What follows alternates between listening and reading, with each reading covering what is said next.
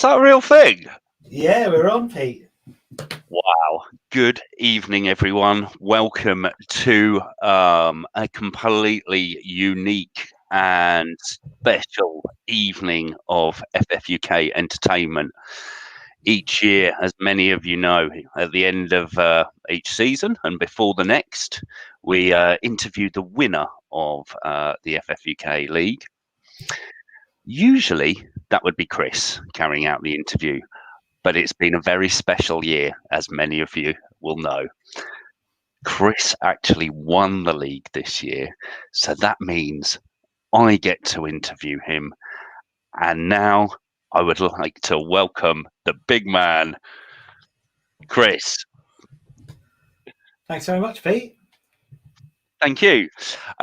Most importantly, thanks for sending me the agenda and the questions for this evening.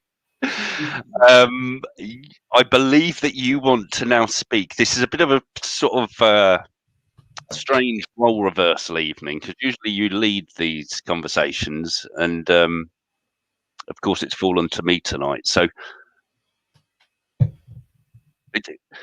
who knows what we're doing? Well, neither of us really, but we've got a Euros we've just been through. For some of us, it was better than for others. And for England, it was close, but it almost, but never came home. And yeah, but we did a fantasy league, as we always do now in the Euros and basically any tournament that does a fantasy league, we try and do one, a mini league. So we did our Euros mini league, and we had the most people we've ever had in our Euros or Champions League mini leagues. Yeah, 54 people. So it was a big old competition. And who won it, Pete? Oh, I won that one. Yeah, you did. Amazing. Yeah. So you sit here with the Euro with two winners. Yeah, two winners. So there are winners in England, after all. A couple. Yeah. Yeah, so that was good. So yeah, you won that, and there was some other big names up there. Who else won money? I can't remember now. Dan McBrearty won. Mark Tarbox won. Joseph Collias won. Yeah, so it was a good. I mean, Steve, my brother, finished sixth, but we'll get back onto him in a minute. Harsh. Yeah. So. Sorry, I'll talk. Yeah. I think Steve's told me he's not actually going to watch tonight. I didn't realise how much losing the league had affected him. But so I know one person anyway that's not watching. Okay, well that's a shame. But they can catch up on demand on the website, can't they? Yes, that's very true. The wonder of modern technology. Have you done the Euro roundup now? Well, that was basically it. It doesn't need to take very long. This whole thing doesn't need to take very long, does it? Really, Pete? We don't want. I've got some questions for you. So now I take over. Yeah, you're back. Yeah, you're in the hot seat. Amazing. Well, as I said, thank you for the questions. The first one you've sent is, what football team do you support? Which are these questions I sent you? Yeah. Oh, okay. These are the questions from last year's. I thought you'd done it so that you could prepare. Oh no, no. I know that one. I know that first one. Yeah. Yeah. Okay. Go for it. Chelsea. Good team. Good choice. Thank you. Absolutely. How well do you remember last season? Do you remember? Well. No. It's like it's. It's been relentless, the football, hasn't it? So we've gone from the Premier League straight into the Euros, and now we're out of that, and we've got a little mini gap. This is our little mini summer holiday. And not for long. Not for long. Under a month. Weeks. Yeah, under a month. It's absolutely brilliant. I'm loving it. The pre-season matches have already started. Mm-hmm.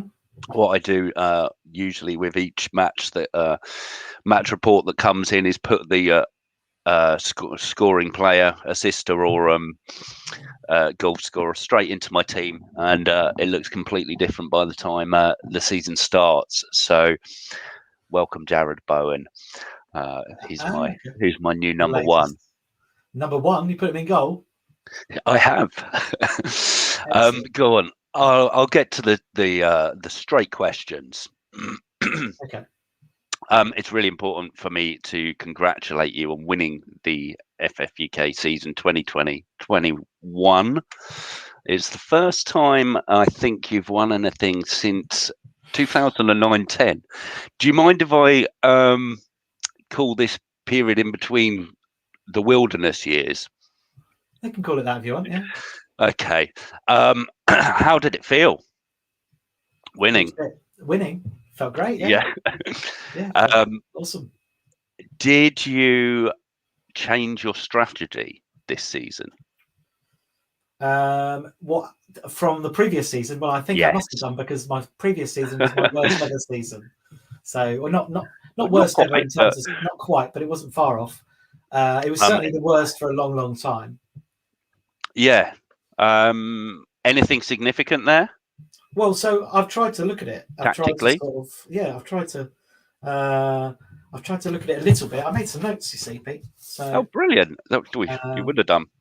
So, in the last 2 years, I've had my worst and my best season pretty much, ever, because the one before was terrible, but I managed to finish okay. So I sort of made it almost respectable. But I mean, can I just point something out, which is fair play? In 2009-10, you were 379th in the world, but that was some 11 years ago. And imagine the number of people that were playing. There's got to be 7 million more people playing now, and it's become couple. I reckon there was a couple of million. Back then. Maybe 2 or 3. I don't know. But yeah, it's still. Yeah. I think it's 8. Was it 8 million players last season? Yeah, it was over 8. So yeah, I know my rank was amazing. I mean, 400 something. So yeah. It's all right. I'll do it. Okay. 414th in the world you were. Mm. Which stellar. Yeah, I was well chuffed, and I think my highest rank, I think I got to about 2 something at one point, but amazing. It was an amazing finish, and I won most of the stuff I was in. It was best ever season, really. I mean, because as you say, the 379 when it was in 2010 was a good year. Absolutely, vintage. But I think this is better. This was a better win, and then you try and work out why, because you obviously you want to recreate it. You want to. There's not like massive differences between my worst season and my best season. There obviously are, but in the terms of strategy. What I mean are the lines are sort of quite blurred. It's not as simple as saying do this and you'll be. Yes, of course. It's just not that simple. But I know where I went wrong the season before. It was I got pepped, and I had 3 City players that didn't play for 2 weeks in a row, and they were my premiums, basically. It was Aguero, KDB, Aguero, Mahrez, and Otamendi. But Otamendi was playing every game until Pep decided to rest him for 2 games. Do you blame Mahrez? Yes, I still blame him to this day. Absolutely. Not so much Aguero, but I blame, because I knew the risks with Aguero. But Mahrez was like, he'd been in the team. He was the one to get, and it was exactly the moment to get him. And that's always the moment you shouldn't get Mahrez. Even this season coming, Ferran Torres will come in and take his place, or whoever else. So, I'm not a big fan of Mahrez at all because of that. But that was where it killed me, because I was really going for it at that point, and I think I'd even taken a hit to get one of them in, and then they didn't play for 2 weeks, and it's like that just kills you. But this season, my decisions were better, and are they better because I did it better, or is it just luck? Or you'd hope that there's a bit of an accumulation of skill over the years, but also there is an element of going with the flow a little bit. Like, can I jump in? Yeah, please. I think after the 2019-20 season and not finishing well in your eyes, you sort of took the gloves off a little bit, and were a lot more flexible. I think you started taking hits in a way that you wouldn't necessarily have done early in the season. Do you think that's true? This season, the last season just gone. So it was like a reaction. Yeah. I decided to go aggressive at the beginning because I was so insistent that I don't know which section this falls in, but it is probably the most important section of anything I sort of say. I'll be the judge of that. It was all about getting a good start, and so I set my team up for 2 weeks. And I said, if I need to take a hit in those 2 weeks, I will. And then I'll do a wild card. And then if I need to do more hits, I'll do them to follow that. Because I believe that those hits, when you've got 30 game weeks to play with at the left of the season or more, 35 game weeks left of the season, those hits you can make up if you get a good start and you get the big players that are on form, or not necessarily the big players, just the players who are on form, whatever price they are. Because that's the other thing, you have to almost disregard. I think it's so hard to disregard the whole. Premiums are the ones who get all your points. They are, but they're not the be all and end all. It's having a good absolutely. I mean, we know from the classic Leicester season that Vardy and Mahrez, you might as well have captained either of them for the entire season, and you would have smashed it. So that was my biggest thing last season, was just really going aggressive early on, and I think I'll do that again because really, of course, because it worked. I'm not saying I'm going to take loads of hits, but if I set my team up, what is the point in setting your team up for more than maybe 3 game weeks? When at the start, at the start, there's basically no point. So I'm even looking at 2. Last season I did 2 because then I knew that those games. I think Man City started 2 weeks late or something last season. Oh yeah, that's right. And Arsenal maybe or something. Arsenal started. Yeah, Man City, Man United. Yeah, so that sort of thing is and that's going to happen this season as well. A lot with a couple of the big England players. Kane, I don't know if he'll be fully fit by the first game and stuff like that. So I think I'm going to do the same again. Yeah, that's my plan. And obviously to recreate, what I did last season. But what we know with fantasy, and the reason it's the best game, or we all love it, is because it's different every season. And absolutely, and you've got to roll with it, haven't you? My skills suited last season, but my skills certainly did not suit the season before. So. Yeah, who knows? Have I learned, or is it going to all change again, and I won't have a clue? So who knows? It'll be very interesting to watch what happens next season. I mean, looking back, you were sort of top 5,000 about 3 or 4 times in the same number of years, and then you've been a little. Bit more changeable since, but I think you very much continued with the same approach. So something clicked, I think, this season, and it will be very interesting to see if you can repeat it. Of my approach before, though, I realised that. Basically, being boring, and just being a dullard without calling it that, because that even is too dull. So you go with the most popular captain pick. Go with the high ownership players, all that kind of stuff. And I still did that last season. But the difference was I did that from the top, not from trying to play catch up. So maybe I've got a good way of playing if I have a good start. That's what I'm thinking at the moment. And if that's the case, I need to go aggressive at the beginning. Question for you, going back to last season. So I've had a look at your sort of progress through the season today. When did you think that you were really in with a shout? Do you remember? Not specifically. I know when I seriously thought about it. Obviously when you're anywhere near the top 10, you think about it a bit. Or even top 20. Yeah. And you're sitting pretty, and you start thinking how many points to the top and stuff. But when did I think I could actually win it? Was probably not till quite late. Maybe even the big bench boost. I think I thought about it just before that, to be honest. Maybe a couple of weeks before that. It was so nip and tuck though between me and Daz and your brother. Well, if I could come in. So I look back as far as game week 8. Game week 8, you were in the top 20, 18th in the league. Steve, poor old Steve, went top. When he went top? He went for the top. So the next week, game week 9, Steve went top and pretty much was top for the rest of the season until the last few weeks. You went into the top 10 game week 14. What I found really interesting was game week 19. So halfway through the season, you, Daz, and Steve were the top 3. Really? And was it the whole of the rest of the season after that? Oh, it might have jiggled about a little bit. But you took the top spot, as you say, in game week 35 after the double. You cleared 40 points on Steve and Daz. Because your brother always had a sort of 20-point lead. It always felt like when it got towards the end. And then I had that amazing bench boost, which basically probably won me the league. Yeah. Were you pleased you kept your chips all season? Because I remember you kept your chips longer than everyone else this season. But you know what I mean. Yeah. Again, I thought I certainly don't want to use any chips before Christmas ever. Yeah, no, I shouldn't have done that. No chance. And then as soon as it's after Christmas, then you can start looking at if there is doubles and stuff. But I was annoyed. It was funny you say about using my chips late. I was annoyed I had to use them back in 29 or something.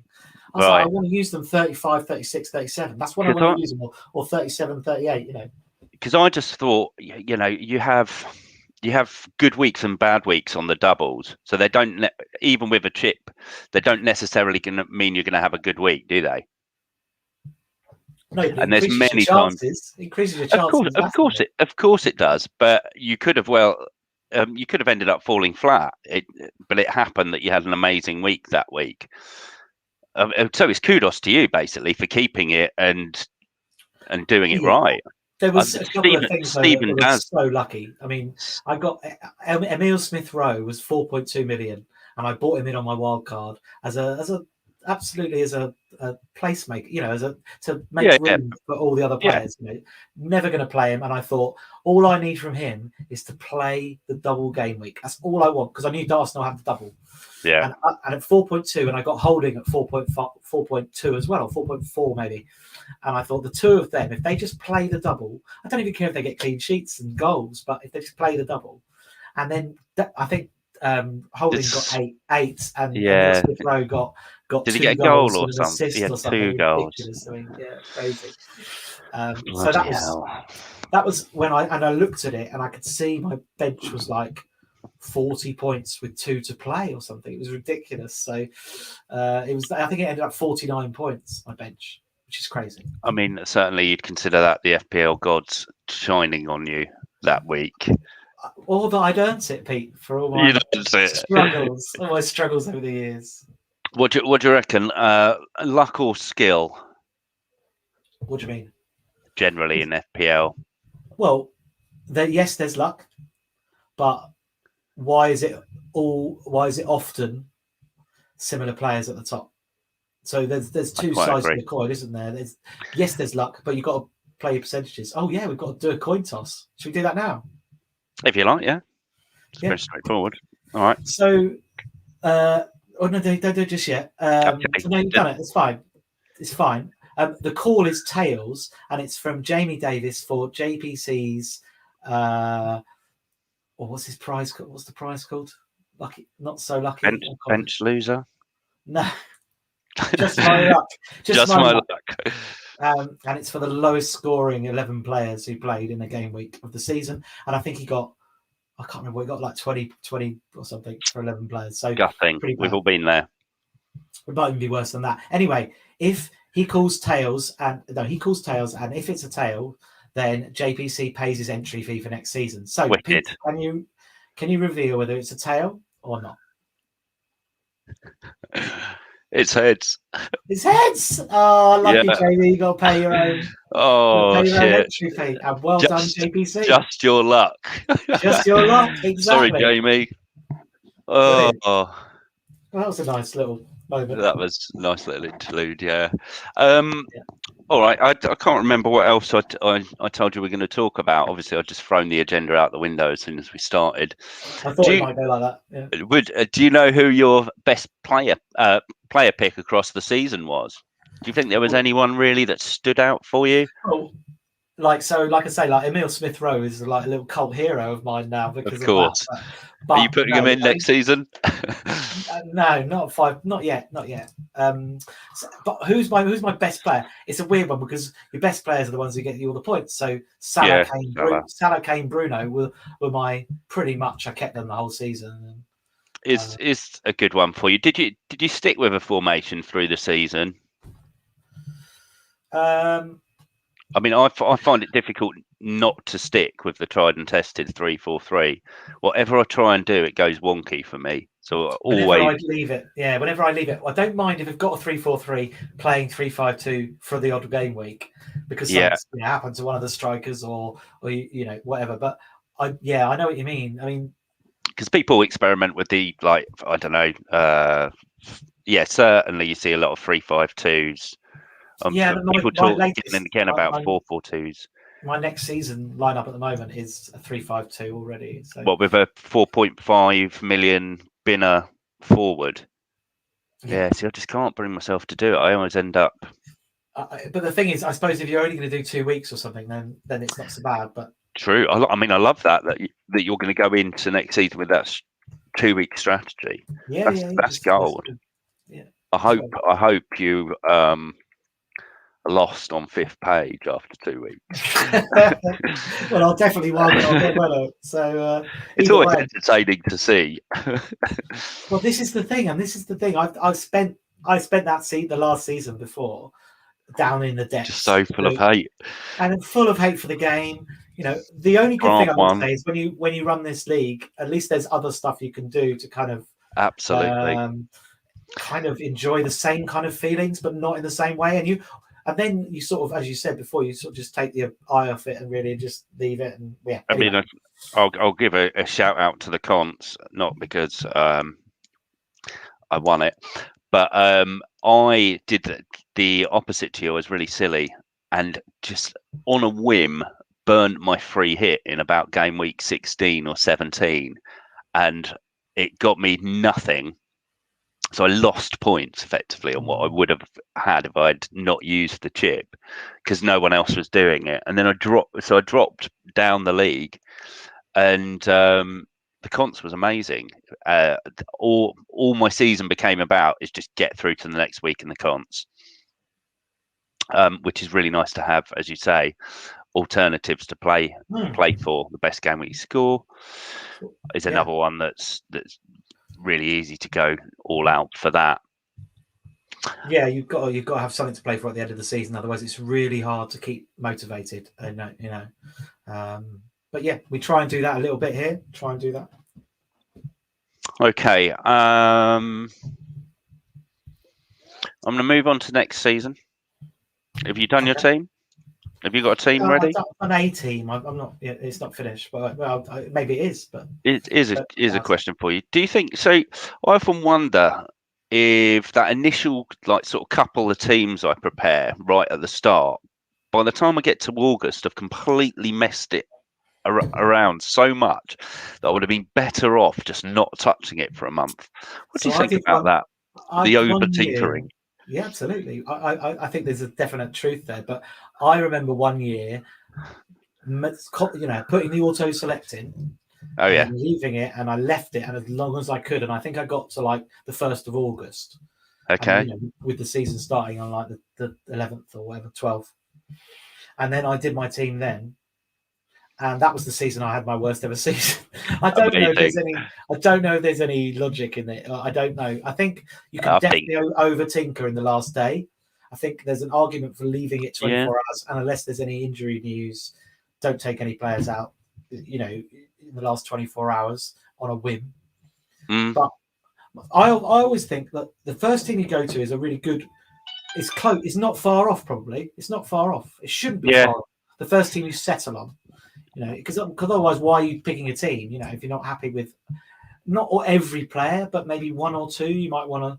At the moment, the one I've got, I think they've got 2 or 3 players I would like to change. Okay, I have to find better ones or a better combination. So we've got. They've given us a sort of trickier setup this season. We've got Salah, KDB, and Salah, Kane, and Bruno are all like 12.5 million. Yeah. This time round, I would say you almost have to pick 2 of the 3. You can't have 3, no, not those prices. Don't think so. So yeah, at the moment I've gone for Salah and Bruno because they've got the best opening 2 fixtures. Good to know. And also, I don't think Kane will be fit, and I'm not going to captain him in those fixtures. So Kane is one of them. We obviously love Kane as a fantasy asset when he's fit and firing, and if he was playing for City, can be maybe. frustrating. But and Spurs have got fixtures. Yeah, we know about Kane, but at the end of the day, Salah is still, I think, the number one. Bruno's pushed him close and really tried, but he just went off the boil, Bruno, at the end of last season. It's interesting to see.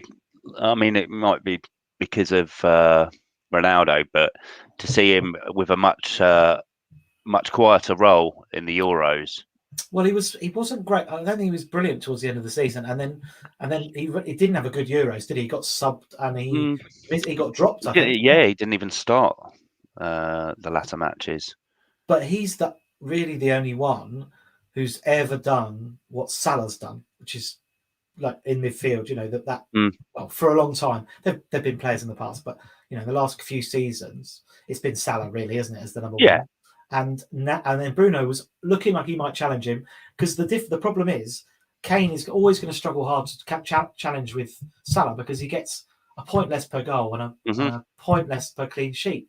So Salah has that big advantage. Midfielders do, but KDB should be the heir to the throne, but he just doesn't stay fit. So Salah will play 37 games a season. Bruno looks like he can play 36, 37. KDB's a 25 game season, man. So these are, I think Kane and KDB will be brought in as and when, but it's so risky taking out a Bruno or a Salah. I don't know if I can take out Salah. I've been burnt before, and it's so risky. So I would maybe take out Bruno if he had a tough fixture and KDB had an amazing fixture. But it's really hard. It's really hard. But that's the game, isn't it? That's what interesting. How many more questions, Pete? 14. Oh my God. No, I'm only joking. Okay. Well, looking ahead to this season, who do you predict will be the top scoring player at the end of the season? Top scoring player in the Premier League? Yeah. Salah. Okay. Back again with another amazing. It's really boring, isn't it? It's really boring. Yeah. Was he third? What about? Yeah, it was. They're all pretty close, to be honest. This assumes that he stays, obviously, and VVD's fit, and they're all fit at Liverpool, and I think Liverpool will have a reasonable season. They might not win the league, but they'll finish top 4, I would think. And he is their main goal getter. Do you reckon we might see the return of Trent Alexander-Arnold? He had a rough. I don't see why not. I don't see why not. He's going to have the whole summer, isn't he, to get ready? He's going to be exactly ready to go. So I think he's probably quite a good pick for the beginning of the season. Do you think England would have won if they'd taken him? They'd have done better. You don't have to answer. I'm just he's a better player than Trippier. I know there's some weird people in the WhatsApp group who think that TAA is not a good defender, and it's like, he's not the best defensive player in the world, but what he gives you going forward is unheard of for a fullback.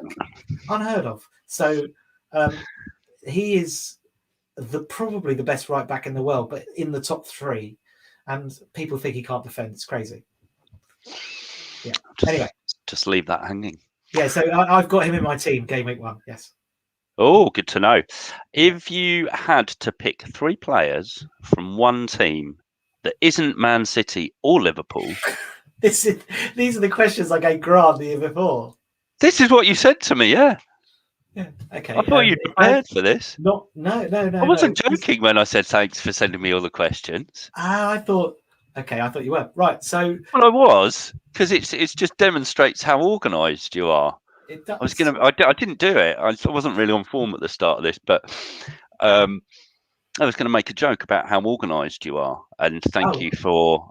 I'll do it in a minute, but thank you for everything you do for the FFUK League, which gives so much fun to so many people. I know we've gone on about it a little bit over the last year and a half, especially, but the community and the football being there and the banter being there through the last year and a half is something that you should be very proud of. Anyway, I'll do that. I'll do that in a minute. No, thank you. I'll say thank you now. That's fine. Okay, go on then. No, I just did. Oh, okay. All right then. Where were we? We were saying thank you. Thank you for the questions. Yeah. Anytime. Oh yeah, you want to know which 3 players? What's next on the agenda after I finish my questions? Oh well, after that we've got outro. So you have written an agenda for your own interview? Of course, yeah. You needed an agenda, otherwise, yeah. Pete, if you didn't have an agenda, we'd have been all over the shop tonight. Absolutely. What was going on? Oh, for God's sake! Phone's ringing. Excuse me. And no swearing. We're live on YouTube. Yes, we are live on YouTube and so all over the world. Yes. Amazing. Go on then. You going to put three Chelsea players in this season? No, and that was one of my other things this season. I think I had a Chelsea player for the first couple of weeks, and then I may have dabbled for a couple of weeks with another one, but predominantly I had no Chelsea players all season, and it was fine. You can't do that as a rule, though. Surely you have to be objective. But it was weird because Chelsea had an amazing defensive record under Tuchel, and you think, well, maybe I should have gone for him, but actually I had a team that was set up in a way that I never needed Rudiger. Rudiger was the one because he was 4.5. He came in and he was playing every game, and we were getting clean sheets every game. And it was just never the right week for me to move a 4.5 defender in. You know how it is. There's always something else that's you need to do in your team. Yeah, and it can be sideways so often switching. Well, exactly. And I was at the top. It wasn't like I was trying to catch up. I wasn't having to do hits to get my team sorted. It was like I was all right. I was okay. I was plodding along. It was okay. So I was up there in contention. But I never. There's a weird thing with Chelsea because we always feel differently about our own team's players than we do. Of course, the others. We can you get a bit romantic and depending on which one it is. Yeah, you either overrate them or underrate them. But also I enjoy watching a Chelsea game most of the time. Yes. Yeah, most of the time I enjoy watching Chelsea games, even if we draw, maybe not lose, but I enjoy watching them. And so, whereas fantasy is like, well, if it gives you that buzz of watching any team, if you've got a player, if you've got Harry Kane, you're basically a Spurs fan. You're basically a Spurs fan when you're watching, and that's horrendous in some ways, but also genius because it means that you can watch every game with that kind of, if he scores a hat trick today, this is going to be amazing, and that's a great feeling. So that's Ashley Barnes. If you've got Ashley Barnes, then you've got the second sexiest player in the Premier League, but you've also you're a Burnley fan for the day, yeah, wonderful thing. So is that so? If you had to pick 3 players from one team, I'm not going to. If you don't answer this time, I'm just going to move on. Oh, okay. Not which 2 teams? Sorry, Liverpool not City or Liverpool, and you've basically said not Chelsea either. So if you had to pick 3, I think it's going to be obvious, isn't it? Or Man United, do you think I'm going to pick? Yeah, it's got to be really, isn't it?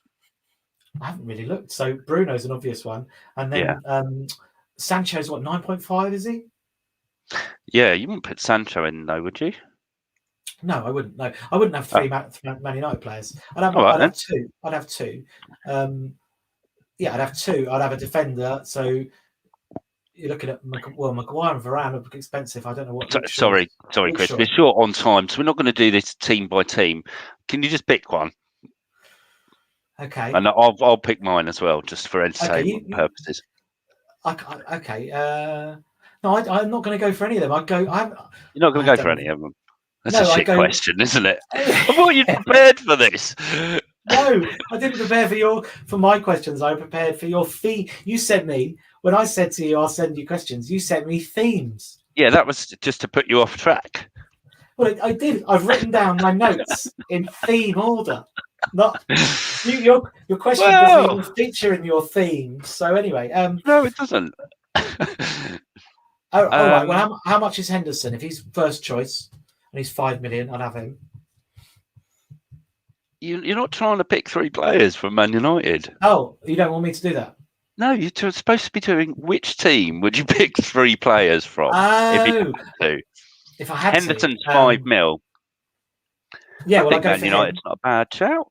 Yeah, I'll go for him. I want Bruno. I'll go for Bruno, and then I'll have Luke Shaw as well. Let me Why do a not? For the first two. couple of teams. What about Leeds this season? Do you reckon they're going to Hold have on. Can we have a break? Can we have a 30-second break? Yeah. All right, I'll come back in 30 seconds.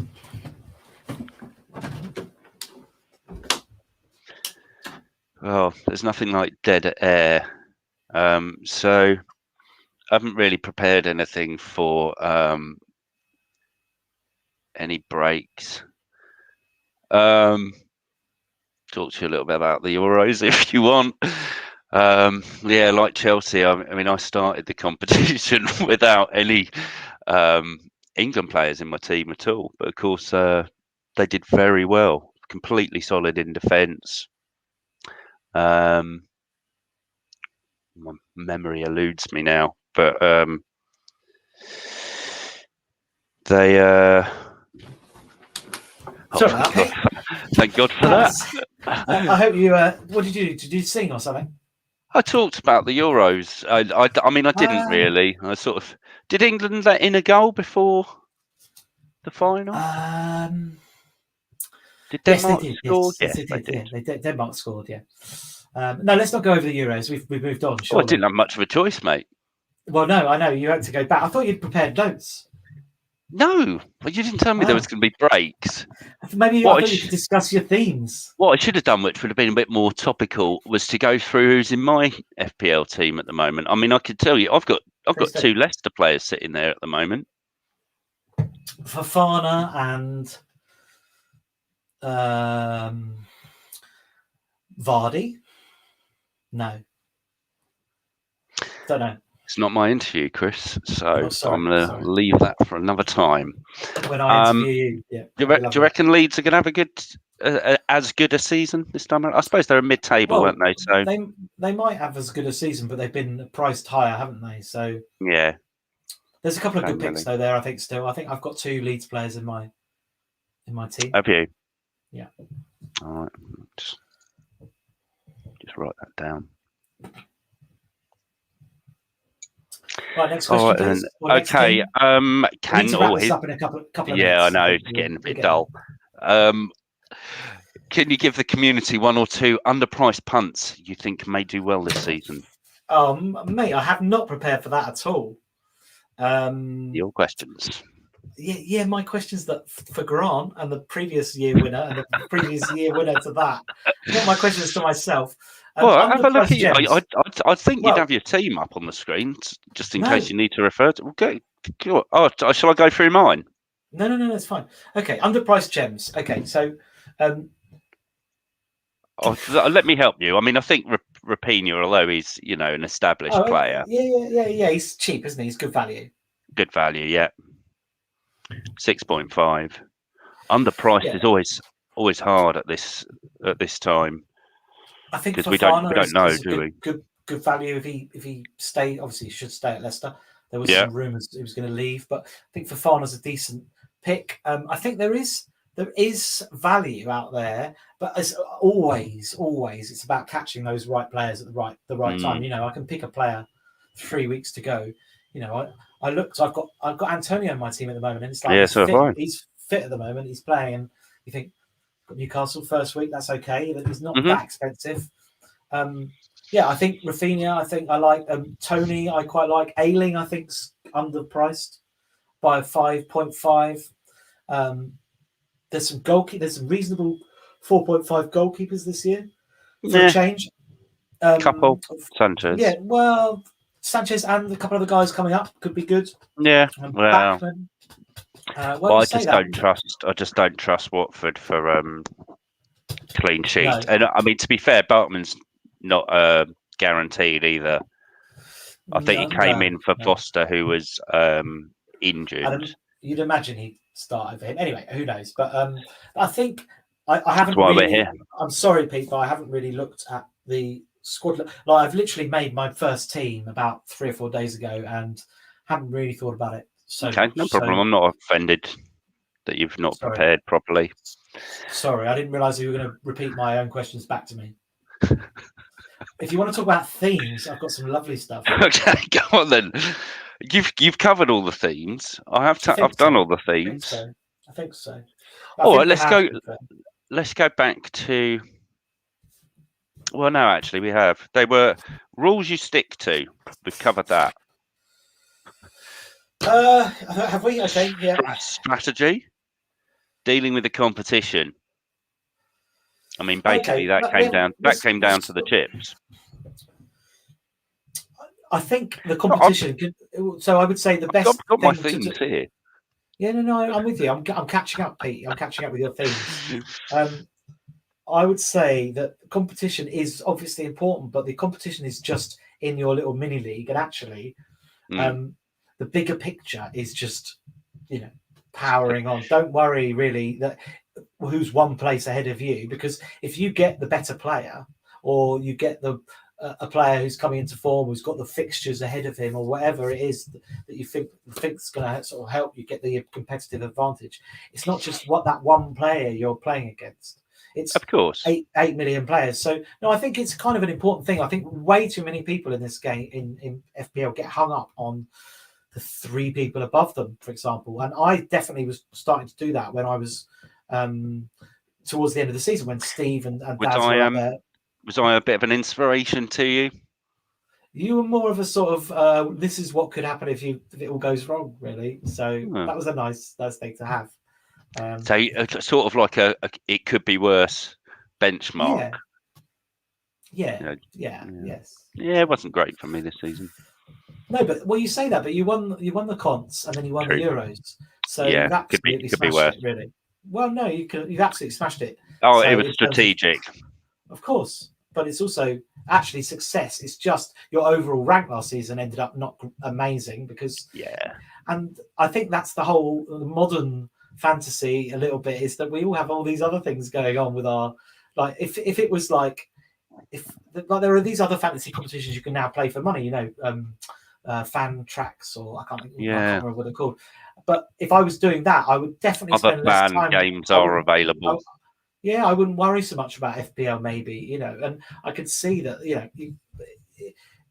you can focus on one competition. If you do really well in the Champions League, that Euros game we've just played, when the Champions League starts up again, same format, same app. It's awesome, and it just gives that kind of constant flow of fantasy adrenaline, which we love. Okay, it's a question I've just thought of, and I think I'll close it on this one. Okay, last question. What are you most looking forward to for next season? What am I most looking forward to? I think, do you know what is probably at the moment is one of the most exciting things, is that last day when we get about, hopefully, like, I don't know, 40, 50 new players sign up to the league. We get everyone sharing their team, their game one teams, everyone panicking as well. But there's also that buzz about, at the beginning of the season, it's a bit like whoever you support, you can win whatever competition you're in. And from a fantasy point of view, you can win something. You can win the league. You can win a cup. You can win whatever it is. You just got to try. And I do think that's a great feeling. There is definitely a bit of adrenaline. I know me and you, we obviously chat away and what have you. And there's definitely a bit of a buzz just before the season starts. So that's what I'm looking forward to at the most. I'll tell you, the important thing, actually. Should we have a little side bet this season? Yes, I'd love to have a side bet with you, Peter. All right. I mean, I personally reckon you're going to crash and burn. Okay. But that's I'm willing to put a tenner on that. Hold on. Well, we usually have £40, so why wouldn't we just stick with the usual? Or are you not that confident? No, I'm confident. All right, 40. Good. That's 40 again. It's my standard side bet. I have it with 2 or 3 people. I tell you what, it's just fun to play. It is. Is that the moral of this story? Yeah, I think so. Have fun. It's not all about the winning. But the winning is also quite nice. I mean, it's why we're here tonight, but But no, the whole new season, I think there is, there's an element of, I did want to kind of launch the new season, Pete. So maybe you could leave us with a few words for anyone who's managed to sit through 45 minutes of this. Maybe you could leave us with a few words of, what about next season? Of motivation, really, for the new season ahead. Oh, I'd say check out the website, get your team sorted. Do that. Ready or not? The league is up and running. Presumably, anyone watching this will know that the league's open and is ready. We've got just under was it 4 weeks? 4 weeks tomorrow. We've got, I think. Yeah, something like that. Yeah, it's like the 12th, 13th. Yeah, of August. 13th. Bloody Arsenal are playing the first game of the season again. That's set to be a disappointment, unless, of course, they get whooped by Brentford. I might bring Aubameyang in just for the crack. Even Tony hat-trick. That'd be nice, wouldn't it? A Tony hat-trick. That'd be bloody brilliant. That does sound good. No, it's a wonderful thing. Set to be another great season. Can't pick a winner at the moment. There's no standout among the top teams. Tottenham will probably not do very well, I imagine. Arsenal really are a different team. Who do you think will win FFUK next season? What, win the league? Yeah. I don't know. It's really difficult to predict. Do you reckon your brother might go one better this year? No, I reckon he'll have a nightmare.